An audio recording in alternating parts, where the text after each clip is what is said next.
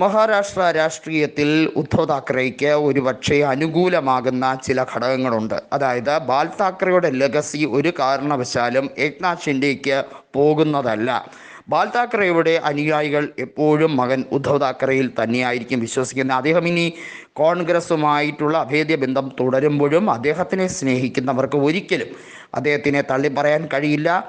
അദ്ദേഹത്തിനെയും അദ്ദേഹത്തിൻ്റെ മകൻ ആദിത്യ താക്കറെയും ഒരു കാരണവശാലും ഷിൻഡെ വിഭാഗത്തിലുള്ള നേതാക്കൾക്ക് പോലും അവരെ മറക്കാൻ കഴിയില്ല. കാരണം അത്രയേറെ ഷിൻഡെക്ക് സഹായം ചെയ്തവരാണ് ഉദ്ധവ് താക്കറെയും കുടുംബവും.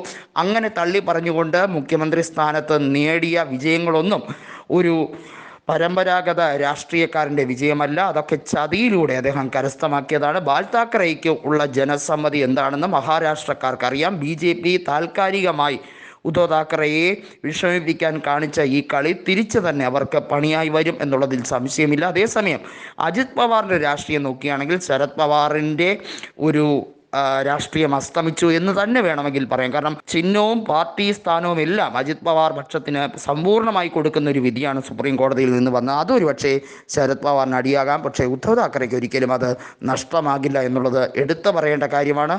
കോൺഗ്രസിനെ സംബന്ധിച്ചിടത്തോളം നാനാ പട്ടോളെ, അതുപോലെ തന്നെ അതിനകത്തുള്ള പ്രധാനപ്പെട്ട നേതാക്കളായിട്ടുള്ള അശോക് ചവാൻ, പൃഥ്വിരാജ് ചവാൻ അടക്കമുള്ള നേതാക്കൾക്ക് ഒരു കാരണവശാലും ഇന്ത്യ മുന്നണിയുടെ വിജയത്തിൽ പങ്കില്ല എന്ന് പറയാൻ കഴിയില്ല. കാരണം അവർ നിതാന്തം അവരവരുടേതായ മേഖലയിൽ പരിശ്രമിക്കുന്നവരാണ്. തീർച്ചയായും ഒരു ഭരണ വിജയത്തിലേക്ക് കൊണ്ടുപോകാൻ 2024 നിയമസഭാ തെരഞ്ഞെടുപ്പിൽ മഹാരാഷ്ട്രയിൽ അവർക്ക് കഴിയും എന്ന വിശ്വാസം അവരിലുണ്ട്.